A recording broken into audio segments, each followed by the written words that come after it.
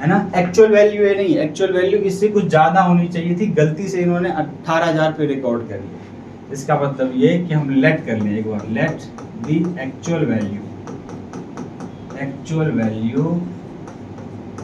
B X, अगर हम late कर लेते हैं।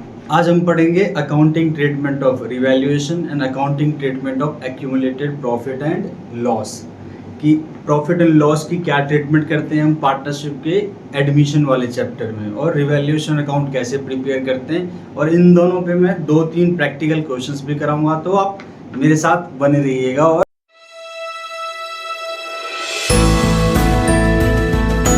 चलिए स्टार्ट करते हैं हम। सबसे पहले हम आज पढ़ेंगे रिवैल्यूएशन अकाउंट। रिवैल्यूएशन अकाउंट, आपको एक चीज़ यह ध्यान रखना है रिवैल्यूएशन से पहले कि जब भी मैं बताता हूँ, जब भी कोई पार्टनर, जैसे आज का दिन ये है और आज अगर एडमिशन हो रहा है किसी पार्टनर का, आज क्या कर रहे हैं किसी पार्टनर का एडमिशन, ए और बी दो पार्टनर थे और सी का जो है एडमिशन हो रहा है, नया पार्टनर कौन आ रहा है, सी आ रहा है। अब जब सी आएगा तो उस दिन जो ए और बी है वो क्या क्या चीज़ प्रिपेयर करते हैं, क्या क्या चीज़ बनाते हैं, किस चीज़ की अकाउंटिंग ट्रीटमेंट करते हैं। सबसे पहले जिस दिन आ रहा होता है उस दिन वो लोग अपना new profit sharing ratio calculate करते हैं, ये हम पढ़ चुके हैं। सेकंड पे आता है कि उस दिन वो सैक्रिफाइसिंग रेशो कैलकुलेट करते हैं, ये भी पढ़ चुके हैं। थर्ड आता है कि गुडविल की जर्नल एंट्री करते हैं, ये भी हम कर चुके हैं। फोर्थ पे आता है कि प्रॉफिट्स को डिस्ट्रीब्यूट करते हैं, उसकी ट्रीटमेंट करते हैं, ये आज हम करेंगे। और फिफ्थ आता है कि इसी दिन रिवैल्यूएशन अकाउंट बनाते हैं, इसी दिन रिवैल्यूएशन अकाउंट बनाते हैं। तो ये सब कब हो रहा होता है, जब भी कोई फॉर्म में नया पार्टनर आ रहा होता है। एडमिशन पढ़ रहे हैं तो एडमिशन का पॉइंट होगा, रिटायरमेंट पढ़ेंगे तो रिटायरमेंट जब जिस दिन जा रहा होगा फॉर्म से पार्टनर छोड़ के। Change in profit sharing ratio पढ़ेंगे तो जिस दिन रेशो चेंज हुआ होगा। तो जब भी रिकॉन्स्टिट्यूशन होता है तो ये सब चीज़ें कॉमन होती हैं, ये सब चीज़ें कॉमन होती हैं, ये सब हमें बनानी होती है। तो हम ये पढ़ चुके हैं, ये पढ़ चुके हैं, गुडविल की एंट्री कर चुके हैं। प्रॉफिट और रिवैल्यूएशन इन दोनों की हम बात करेंगे कि अगर बैलेंस शीट में प्रॉफिट है तो उसकी क्या जर्नल एंट्री करेंगे, मतलब कैसे उसको रिमूव करेंगे, कैसे डिस्ट्रीब्यूट करते हैं उसको बैलेंस शीट से। फिर रिवैल्यूएशन अकाउंट क्या होता है, इसमें क्या क्या चीज़ें आती हैं हमारे पास। चलिए, तो रिवैल्यूएशन अकाउंट, जो भी इनके पास बैलेंस शीट होती है एडमिशन से पहले, ए और बी पार्टनर थे, एडमिशन हुआ उस दिन उनके पास एक बैलेंस शीट होगी। उस बैलेंस शीट में पहले से कुछ एसेट्स और लायबिलिटीज आ रहे होंगे, एसेट्स और लायबिलिटीज, उनको एसेट्स को रिवैल्यूड करते हैं और लायबिलिटीज को रीअसेसमेंट करते हैं कि एक्चुअल मार्केट वैल्यू पे ले आते हैं। मान लीजिए कि आपके पास जिस दिन एडमिशन हुआ उस दिन से पहले ए और बी की जब बैलेंस शीट थी उसमें कोई मशीन आ रही थी, मशीनरी की वैल्यू थी 10,000 रुपये। फिर यहाँ पे बीच में क्या हुआ, एडमिशन हुआ, किसका एडमिशन हुआ, सी का एडमिशन हुआ। तो अब क्या करेंगे, रिवैल्यूएशन करेंगे, एसेट्स को रिवैल्यूएशन अकाउंट में ले जाएंगे, यानी इसकी एक्चुअल वैल्यू लेके आएंगे। अब मशीनरी 10,000 की थी, जब उन्होंने आज की डेट में इस मशीन की वैल्यू कैलकुलेट करनी चाहिए तो पता चला कि मशीन 10,000 का नहीं 8,000 का है। कितने का है, 8,000 का। 2,000 रुपीज़ से मशीन की वैल्यू डिक्रीज हो चुकी है। कितने से डिक्रीज हुई, 2,000। तो जो भी एसेट्स में डिक्रीज होता है या इंक्रीज वैल्यू होता है वो हम ले जाते हैं रिवैल्यूएशन अकाउंट। अब मान लो कि यहाँ पे एसेट्स की वैल्यू जो है 2,000 से डिक्रीज हो गई, फिर कंपनी क्या करती है, एक बैलेंस शीट और बनाती है आफ्टर एडमिशन। तो उसमें जब मशीन की वैल्यू दिखेगी आपको, वो दिखेगी 8,000 रुपये से। उस मशीन की वैल्यू कितने पे दिखेगी आपको, एक्चुअल वैल्यू पे। 10 की थी, 2,000 से डिक्रीज कर गई तो कितने पे ले जाएंगे उसको, कितने पे दिखाएंगे हम, एक्चुअल वैल्यू पे। तो 2,000 यहाँ आता है, और जो मार्केट में एक्चुअल में वैल्यू है आज की डेट में वो कहाँ पे लिखेंगे हम, नई बैलेंस शीट। जब एडमिशन के बाद हम तुरंत कैपिटल अकाउंट बनाते हैं, फिर बैलेंस शीट बनाते हैं, उसमें कितने का शो होगा, 8,000। तो रिवैल्यूएशन अकाउंट में आता क्या है मेरे बच्चों, आता है रिवैल्यूएशन अकाउंट में है सिर्फ एसेट्स एंड लायबिलिटीज। किसको रिवैल्यूट करते हैं हम, एसेट्स और लायबिलिटीज, इन दो चीज़ों को जो है हम क्या करते हैं, एसेट्स को रिवैल्यूट करते हैं और लायबिलिटीज को रीअसेसमेंट, मतलब मार्केट वैल्यू पे, अप टू डेट पे लेके आते हैं। जो चीज़ उसमें क्या होगा, इसमें 4 सिनेरियो बनेगा। सिनेरियो क्या बन सकता है, या तो एसेट की वैल्यू इंक्रीज कर सकती है या एसेट की वैल्यू डिक्रीज कर सकती है। लायबिलिटीज की वैल्यू या तो इंक्रीज कर सकती है या डिक्रीज कर सकती है। तो यही 4 सिनेरियो बनेंगे। इसके अलावा 2 बातें और हो सकती हैं कि कुछ बैलेंस शीट या कुछ एसेट्स ऐसे थे जो बैलेंस शीट में रिकॉर्ड ही नहीं थे। मतलब जब ए और बी ने बैलेंस शीट बनाई होगी तो उन्होंने उसको रिकॉर्ड करना ही भूल गए। तो जब उन्होंने रिवैल्यूट करना शुरू किया, नया पार्टनर आया तो खोजना शुरू किया कि मेरे पास कोई और एसेट्स, कोई और लायबिलिटीज तो नहीं है। तो उसमें उनको पता चला 2 और बातें, क्या, अनरिकॉर्डेड एसेट्स, जो एसेट रिकॉर्डेड नहीं थे तो उसको रिकॉर्ड करेंगे। अनरिकॉर्डेड एसेट भी मिल सकता है उनको, और कुछ अनरिकॉर्डेड लायबिलिटीज भी मिल सकती है जो बैलेंस शीट में पहले से नहीं था। तो इससे क्या होगा, अनरिकॉर्डेड एसेट्स को आप रिकॉर्ड करेगी कंपनी, उसको बैलेंस शीट में लाएगी, तो इसका मतलब क्या हुआ, ये इंक्रीज इन एसेट हुआ। और अनरिकॉर्डेड लायबिलिटी को, अब लायबिलिटी रिकॉर्ड नहीं था, उसको रिकॉर्ड करेंगे, लाएंगे बैलेंस शीट में, तो उसका मतलब क्या हुआ कि लायबिलिटी हमारी इंक्रीज होगी। तो आपके पास 1 2 3 4 ये 4 सिनेरियो हैं। इसी सिनेरियो से हम बनाएंगे रिवैल्यूएशन अकाउंट और उसकी जर्नल एंट्रीज। समझ में आ गई बात। हमें सिर्फ लेना है एसेट्स और लायबिलिटीज।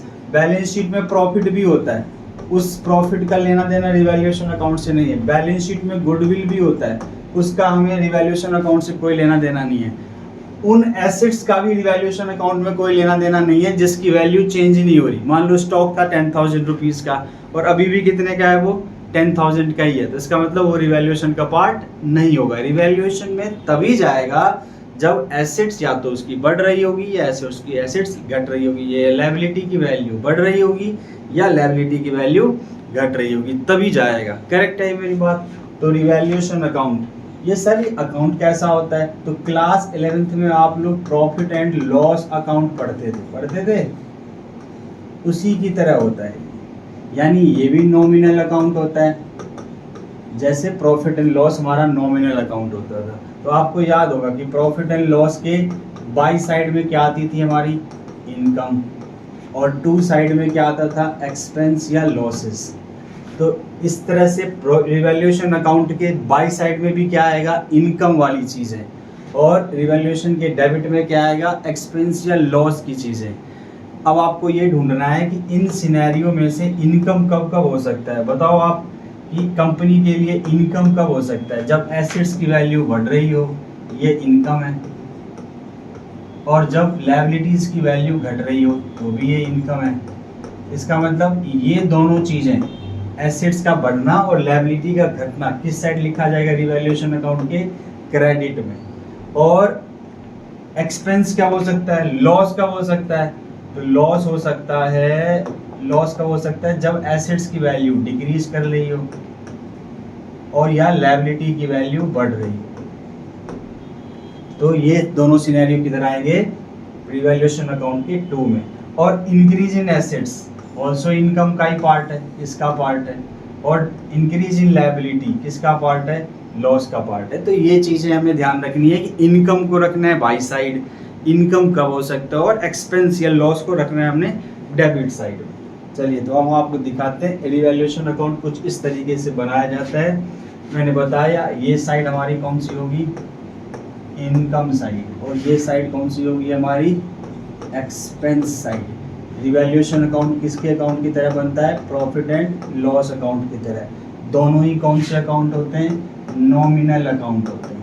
और जब दोनों ही नॉमिनल अकाउंट होते हैं तो इसका मतलब इनकम इधर ही आएगा क्रेडिट में, और एक्सपेंस किधर आएगा, डेबिट में। इनकम कब हो सकता है, जब एसेट्स की वैल्यू बढ़ रही हो या लायबिलिटी की वैल्यू घट रही हो, और या आप अनरिकॉर्डेड एसेट्स को रिकॉर्ड करेंगे तो उससे भी तो एसेट की वैल्यू बढ़ेगी। इस 3 सिनेरियो में हमारी इनकम हो सकती है। एक्सपेंस कब हो सकता है, लॉस कब हो सकता है, जब एसेट्स की वैल्यू डिक्रीज कर रही हो या लायबिलिटीज़ की वैल्यू बढ़ रही हो, या अनरिकॉर्डेड लायबिलिटी को रिकॉर्ड करोगे तो उससे भी तो लायबिलिटी की वैल्यू बढ़ेगी, तो वो सिनेरियो हो सकता है। तो ये हमारे पास 3 और 3 6 ऐसे सिनेरियो हैं जिससे आप पता लगा सकते हैं कि एक्सपेंस इधर आएगा। P&L याद रखो क्लास 11th का, इधर आता है एक्सपेंस, इधर आता है इनकम। इनकम किस किस सिनेरियो में हो सकता है, एक्सपेंस किस किस सिनेरियो में हो सकता है, लॉस किस किस सिनेरियो में हो सकता है। अब हमारे पास अगर इनकम साइड ज़्यादा है, ये साइड ज़्यादा है, मान लो इधर का सम आया आपके पास 10,000 रुपये और एक्सपेंस का जो सम आया वो आया आपके पास 8,000 रुपये, तो 2,000 रुपये का क्या हो जाएगा आपके पास, प्रॉफिट हो जाएगा। क्या हो जाएगा आपके पास, प्रॉफिट। अगर ये उल्टा सिनेरियो होता कि इनकम एक्सपेंस साइड ज़्यादा होती और इनकम हमारी कम होती तो हमें क्या आ जाता, लॉस। तो इन दोनों में से कोई एक ही हो सकता है, या तो प्रॉफिट हो सकता है या लॉस, दोनों तो एक साथ नहीं हो सकते कि प्रॉफिट भी हो रहा हो लॉस भी हो रहा हो। तो यानी ये चीज़ें आपको इस तरीके से रिवैल्यूएशन अकाउंट बनाना है, करेक्ट। अब इसी चीज़ से चलिए आप जर्नल एंट्री में समझाता हूँ आपको कि जर्नल एंट्री हम कैसे करते हैं। ये हम जर्नल एंट्रीज कैसे करते हैं लेजर से ही सिखाता हूँ। क्लास 11th हम लोग जर्नल टू लेजर करते थे ना, अब लेजर से मैं जर्नल सिखा रहा हूँ आपको कि लेजर से जर्नल कैसे बनाया जाता है। तो देखो रिवैल्यूएशन अकाउंट का ये साइड कौन सा होता है, डेबिट, और ये साइड कौन सा होता है, क्रेडिट। किसी भी लेजर का इधर डेबिट होगा इधर क्रेडिट होगा। तो अब देखो पहले ये वाली इसकी बात जो कर रहा हूँ, एसेट्स मान लेते हैं कि मशीन थी जिसकी वैल्यू बढ़ गई, तो मशीनरी की वैल्यू क्या हो गई, बढ़ गई, तो इधर आ गया बाय मशीनरी। अमाउंट आया हुआ मान लेते हैं 2,000 रुपये से मशीन की वैल्यू बढ़ गई। तो अब देखो जर्नल एंट्री देखो कैसे बनेगी इसकी। ये जो डेबिट होता है ना, ये रिवैल्यूएशन के लिए डेबिट है, और ये जो क्रेडिट है ना, यहाँ रिवैल्यूएशन क्रेडिट हो रहा है। इस साइड डेबिट कौन हो रहा है, रिवैल्यूएशन। इस साइड क्रेडिट कौन हो रहा है, रिवैल्यूएशन। तो जब आप इसकी एंट्री करेंगे इसकी, तो इसकी देखो क्रेडिट कौन हुआ यहाँ पे, रिवैल्यूएशन, तो डेबिट कौन होगा, ये। तो एंट्री क्या बनेगी, machinery account debit to revaluation account. और रिवैल्यूएशन जब भी क्रेडिट होगा इसका मतलब क्या हो गया, ये आपका इनकम हो गया। अच्छा इधर आप डाल देते हैं, मैं कोई एक डाल देता हूँ स्टॉक अकाउंट के यहाँ पे डाल देता हूँ 3,000 रुपीज़। इसका मतलब स्टॉक यहाँ पे क्यों आया, क्योंकि स्टॉक की वैल्यू कम हो गई होगी। अब इसकी जब एंट्री करूंगा तो डेबिट कौन हो रहा है यहाँ पे, रिवैल्यूएशन। तो एंट्री क्या बनेगी, revaluation account debit to stock account. कितना सिंपल है, नहीं कितना सिंपल है। आपको ये ध्यान रखना है कि ये डेबिट क्या हो रहा होता है, रिवैल्यूएशन। क्रेडिट इधर कौन हो रहा होता है, रिवैल्यूएशन। तो इधर की जितनी भी चीज़ें लिखी जाती हैं वो सब डेबिट होंगे, और इधर की जितनी भी चीज़ें लिखी जाएंगी वो सब क्या हो जाएंगे, क्रेडिट, है ना। लायबिलिटी में एक एग्जांपल ले लेता हूँ, जैसे क्रेडिटर आपका इधर आ रहा है, तो क्यों आ रहा है, क्योंकि उसकी वैल्यू कम हुई है। और लायबिलिटी की वैसे भी वैल्यू अगर कम होती है तो क्या होता है, वो डेबिट होता है। तो एंट्री यहाँ पे क्रेडिट कौन हो रहा है, इस साइड रिवैल्यूएशन। तो एंट्री क्या बनेगी, creditor account debit to revaluation account. Simple है। इधर मान लो आपके पास आ रहा है बिल्स पेबल। अब बिल्स पेबल आ रहा है आपके पास, इधर क्यों आएगा बिल्स पेबल, क्योंकि वो इंक्रीज हुआ होगा। तो इस साइड आएगा तो रिवैल्यूएशन इधर क्या होगा, डेबिट। तो इधर क्या एंट्री क्या बनेगी, revaluation account debit to revaluation account debit to bills payable. ये हो गया आपको जर्नल से लेजर बनाने में। और अगर आप इसकी अकाउंटिंग करना चाहते हैं रूल्स के हिसाब से, मशीनरी वैल्यू जब इंक्रीज करती है तो एसेट इंक्रीज होता है, तो क्या होता है, डेबिट। तो एक साइड डेबिट दूसरा क्रेडिट हो गया। क्रेडिटर का नेचर क्या होता है, क्रेडिट। कब होता है क्रेडिट, जब वो बढ़ रहा हो। जब वो कम हो रहा हो तो क्या हो जाएगा, वो डेबिट। इसलिए इसकी एंट्री क्या होगी, creditor account debit to revaluation. Stock assets की वैल्यू जब कम होती है तो क्या हो जाता है, वो क्रेडिट। लायबिलिटी की वैल्यू इंक्रीज होती है तो क्या हो जाता है, वो क्रेडिट। तो इस तरीके से भी आप जैसा आपको सूटेबल लगे वैसे आप उसकी एंट्री सोच सकते हैं, लिख सकते हैं। आई होप कि ये बात आपको समझ में आ गई होगी रिवैल्यूएशन की चीज़। अब हम इस पे एक क्वेश्चंस करके देखते हैं कि क्या वो हमसे हो पाता है कि नहीं। चलिए पहला पॉइंट देखो, आप कह रहा है कि pass journal entries to record the following transaction on the admission of Manoj. कोई नया पार्टनर आ रहा होगा Manoj, as the partner in the journal of Leena and Rohit. ये पहले से पार्टनर थे नया पार्टनर आया, उसके केस में कौन आया, मनोज, तो उसके केस में इन्होंने अपनी एसेट्स और लायबिलिटीज़ को अप टू डेट पे लेके आना चाह रहे हैं। जो बुक वैल्यू थी उससे उनको चेंज करना, जो चेंज हो रहा होगा उसी करेंगे। सबसे पहला कह रहा है value of furniture is to be increased by 10,000। Furniture क्या होता है हमारा, एसेट्स। एसेट्स की वैल्यू को इंक्रीज करना है बाय, ये बाय और टू का बड़ा खेल होता है। बाय का मतलब होता है इतने से बढ़ा दो तो इसका मतलब कोई अमाउंट सोच लो आप, कोई अमाउंट रहा होगा 30,000 रुपीज़ का पहले से इनके पास फर्नीचर मान लेते हैं।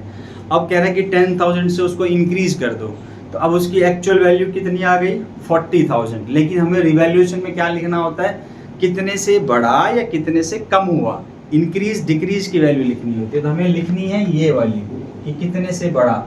अब एसेट्स बढ़ा तो एंट्री क्या होगी, furniture account debit to revaluation account,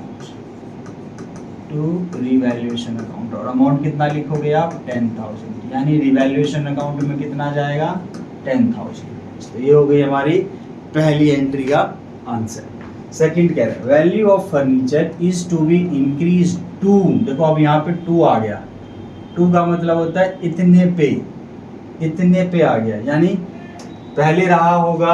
अब बुक वैल्यू देखो यहाँ दे रखा है कि बुक वैल्यू पहले कितनी की थी, बुक वैल्यू मतलब बैलेंस शीट जो उनके पास बनाई हुई थी पहले, उसमें फर्नीचर कितने का आ रहा था 20,000 का। अब कह रहे हैं कितने पे आ गया वो 40,000 पे, यानी इंक्रीज कितने से हुआ 20,000 से, 20 का था 20 से बढ़कर कितने पे आ गया। अगर यहाँ लिखा होता 2 की जगह बाय तो मैं पूरा 40,000 की एंट्री करता, बट ये कह रहा है कि 2, कोई चीज 20 की थी अब वो 40 पे आ गई, तो चेंज कितने का आया 20,000 का। तो इसकी भी एंट्री क्या होगी, इंक्रीज करना है, सेम एंट्री होगी फर्नीचर अकाउंट डेबिट, एसेट्स को बढ़ाना है टू रिवैल्यूएशन, और अमाउंट आ जाएगा इस बार 20,000 रुपये। 20,000 ये वाला नहीं है, ये 20,000 ये नहीं है, 20,000 वो है जो एक्चुअल में अब दोनों वैल्यू सेम आ रही है, बट उसका मतलब ये 20,000 की एंट्री नहीं होगी, एंट्री होगी जितने से वो इंक्रीज किया था, करेक्ट। तो 20 का था 40 पे आ गया, तो कितने पे इंक्रीज हुआ 20 पे। Next value of furniture is to be brought up to, फिर से देखो 2 आ गया, 120% ऑफ इट्स वैल्यू। और बुक वैल्यू जो फर्नीचर कितने की है अभी, बैलेंस शीट, बुक वैल्यू मतलब बैलेंस शीट में कितने की है वो 50 पे। कह रहा है कि 50 की चीज को 120 पे लेके आओ, तो अगर हम 50 की चीज को 120 पे लाएंगे तो इसका मतलब 50,000 इंटू में 120%, इसको आप करेंगे तो ये अमाउंट आएगा 60,000। कह रहा है 50 की चीज को कितने पे लेके आओ 60 पे, तो बढ़ा कितने से 10,000 से। तो ये हो गई हमारे पास 10,000 से फर्नीचर की वैल्यू बढ़ गई। तो फिर से एंट्री क्या होगी मेरे पास, furniture account debit to revaluation account, और अमाउंट कितने से चेंज आया 10,000 से। अब जब नई बैलेंस शीट बनाएंगे उसमें कितने का शो करेंगे, ये 60 का, 50 का था 10 बढ़ के 60 हो गया।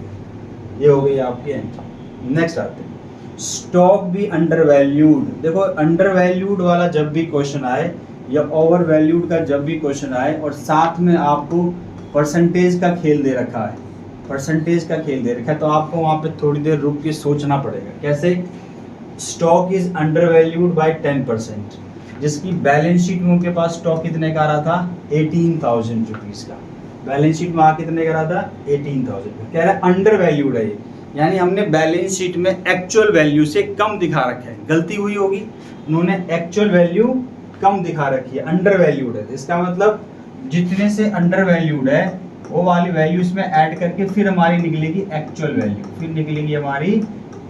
वैल्यू, तो जो अंडर वैल्यूड है यही अमाउंट जाएगा, क्योंकि इसी के हिसाब से चेंज आएगा, तो ये वाला अमाउंट हमारा जाएगा रिवैल्यूएशन अकाउंट। अब समझते हैं, stock is under valued bye 10% और बैलेंस शीट में उसकी वैल्यू कितनी है 18,000। कहने का मतलब ये है इसके पास कि बैलेंस शीट में उसकी वैल्यू है स्टॉक की 18,000 और कह रहा है ये अंडर वैल्यूड है, ये जो है अंडर वैल्यूड है। अंडर वैल्यूड है इसका मतलब कितने से अंडर वैल्यूड है, 10% से, है ना। एक्चुअल वैल्यू है नहीं, एक्चुअल वैल्यू इससे कुछ ज़्यादा होनी चाहिए थी, गलती से इन्होंने 18,000 पे रिकॉर्ड कर लिया। इसका मतलब ये कि हम लेट कर लें एक बार, let the actual value be X. अगर हम लेट कर लेते हैं कि एक्चुअल वैल्यू कितनी रही होगी, एक्स, तो एक्स का 20% of x equal to 18,000। X में से क्या माइनस कर देंगे, सॉरी एक्स में से हम क्या माइनस कर देंगे, उसका 20 नहीं 10%, 10% अगर हम माइनस कर देंगे तो क्या आ जाएगा मेरे पास 18,000। तो अब देखो आप x minus 10/100 of x equal to 18,000। इसका एक सिंपल वर्जन में ही बाद में बताऊँ, बट कॉन्सेप्चुअली इसको आप सीख लो। तो जब आप इसको सॉल्व करेंगे तो आप इसको कैंसिल आउट करके 0.1x भी कर सकते हो इक्वल टू 18,000। इसको सॉल्व करेंगे तो ये आ जाएगा 0.9x इक्वल टू 18,000। अब आप इसको सॉल्व करेंगे तो 0.9x इक्वल टू जो 18,000 था हमारा, x को इधर रहने दो, इसको उधर लेके चले जाओ, 18,000 डिवाइडेड बाय 0.9। तो अब इसको हटाएंगे तो एक और जीरो वहाँ ऊपर चला जाएगा, 9 2 जा 18। तो देखो आपके पास वैल्यू कितनी आ गई, 20,000। इसका मतलब समझ में आया कि x की एक्चुअल वैल्यू कितनी रही होनी चाहिए थी, 20। ये गलत है, ये गलत है, ये 20,000 होनी चाहिए थी, बट इन्होंने रिकॉर्ड कितने पे कर लिया, 18 पे, कम पे रिकॉर्ड कर लिया। अब आपको बोलेगा ठीक करो इसको, तो ठीक करोगे तो इसकी वैल्यू जो है 2,000 रुपये से जो चेंज आ रहा है उस चेंज को क्या करोगे, बढ़ाओगे ठीक करने के लिए और घटा दोगे। अगर और घटा देंगे तो 18 से तो 16 पे रिकॉर्ड हो जाएगा। इसका मतलब मुझे क्या करना है, उसमें 2,000 इंक्रीज करना है। इस बार 2,000 को आपने क्या करना है, स्टॉक को बढ़ाना है। और बढ़ाना है तो एंट्री क्या हो जाएगी, फिर से एसेट बढ़ेगा तो एंट्री क्या होगी, stock account debit to revaluation account, और यहाँ पे आपका जो अमाउंट है वो आ जाएगा 2,000 रुपीज़ और 2,000 रुपीज़। इसका मतलब जब भी कोई चीज़ अंडर वैल्यूड है, जब भी कोई चीज़ अंडर वैल्यूड है तो मुझे उसकी वैल्यू को बढ़ाना है, वैल्यू को बढ़ाना है। बट अगर आप अमाउंट निकालेंगे, इसका एक सिंपल फॉर्मूला ये भी था कि अंडर वैल्यूड है, 10% कम दिखा रखा है, तो सीधा मैं कर दूंगा 18,000, 100 में से 10 को लेस कर दो, 90% से डिवाइड करो और 10 से मल्टीप्लाई कर दो, तो सीधा अमाउंट आ जाएगा 2,000 रुपीज़। सीधा अमाउंट आ जाएगा आपके पास 2,000 रुपीज़। चलिए अब स्टॉक कह रहा है ओवर वैल्यूड है, ओवर वैल्यूड है इसका मतलब ज़्यादा पे रिकॉर्ड करना होगा तो हमें एंट्री उसकी कम करनी पड़ेगी। लेकिन कितने से ओवर वैल्यूड है, 100 से। कितना अमाउंट है बुक वैल्यू, 22। तो जब ओवर वैल्यूड हो तो आपने क्या करना है, ओवर वैल्यूड के केस में, ओवर वैल्यूड के केस में आपने क्या करना है, जो 20,000 है, जैसे अंडर वैल्यूड मैंने बोला 100 में से माइनस कर दो, कितना ओवर वैल्यूड है पहले चेक कर लेते हैं, 10% है ओवर वैल्यूड। इस बार मैं 110 से डिवाइड और 10 से मल्टीप्लाई करूँगा, ये हमारा अमाउंट आ जाएगा 2,000 रुपये, यानी चेंज ये। इससे हमें अब क्या करना है, उस एसेट को क्या करना है, स्टॉक को कम करना है। कम करना है तो एंट्री क्या बनेगी, revaluation account debit to stock. तो जब भी आपके परसेंटेज का खेल हो तो आपको ध्यान रखना, कई बार बच्चे करते क्या है, इसको गलत क्या कर देते हैं, 22,000 का ही सीधा निकाल देते हैं 10%, और वो अमाउंट आ जाता है 2,200 रुपये, जो कि गलत है। आपको ऐसे करना है। ओवर वैल्यूड अंडर वैल्यूड के साथ अगर कभी परसेंटेज आ जाता है तो आपको वहाँ पे ध्यान रखना है। फिर कह रहा है market value of computer is 25,000, book value of computer is 20। Computer भी एसेट होता है, बैलेंस शीट में 20 का था, 25 पे लाना है। तो अब आप खुद सोचिए एसेट बढ़ेगा तो क्या एंट्री होगी। फिर कह रहे हैं machinery is taken by Leena, Leena एक पार्टनर थी, पार्टनर मशीन लेके चली गई। मशीन उनके बैलेंस शीट में कितने का था, 60,000 रुपीज़ का था, बट ले कितने में गई वो, 80,000 में। तो जब 80,000 में ले गई तो पहले तो 20,000 से उसकी वैल्यू बढ़ी है, बढ़ी है तो पहले आपने उस बढ़ी हुई वैल्यू की एंट्री करनी है। आपने पहले एंट्री करनी है machinery account debit, machinery account debit to revaluation. एक तो ये एंट्री होगी 20,000 रुपये से, जितने से बढ़ी है, और ले कितने में गई लीना, 80,000 में, तो उसका कैपिटल उतने से आप कम कर दोगे, Leena's capital account debit to machinery. Asset कम तो क्रेडिट हो गया, और एसेट ले जाने से पार्टनर्स की कैपिटल कम हो जाती है, तो ये हमारा आ जाएगा यहाँ पे 80,000 रुपीज़ उसके कैपिटल अकाउंट के डेबिट में चला जाएगा। तो ये 2 एंट्री हो गई हमारी उससे रिलेटेड। डन।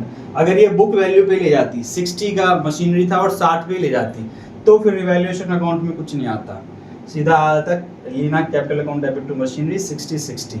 या ऐसा होता कि 60 को 40 पे ले गई, तो इसका मतलब पहले वो एसेट की वैल्यू घटी है, अगर घटी है तो फिर उसकी एंट्री हो जाती घटने वाली, revaluation account debit to machinery, और फिर Leena's capital account debit to machinery आ जाता 40 का। करेक्ट। यानी बुक वैल्यू पे ले जाएगा तो ये वाली एंट्री नहीं होगी, अगर इंक्रीज है या डिक्रीज है तो पहले रिवैल्यूएशन अकाउंट के थ्रू होगी, फिर उसके कैपिटल अकाउंट के थ्रू होगी। करेक्ट है सर, समझ में आ गया। फिर आता है 1/3 ऑफ द मशीन, ये आप लोगों के लिए होमवर्क है 8, 9, 10, 11, ये आप लोग एक बार ट्राई करना, और अगर नहीं आए तो फिर मैं आपको कमेंट बॉक्स में डाल देना, तो मैं आपको जो है इसका सॉल्यूशन एक और वीडियो बना दूंगा। आई होप कि आपको ये बात समझ में आ गई होगी। बात रिवैल्यूएशन के बाद हमारी अगली क्लास जो होगी वो होगी एक्यूमुलेटेड प्रॉफिट पे, तो हम उसकी बात करेंगे बाद में। तब तक के लिए बाय बाय, टेक केयर।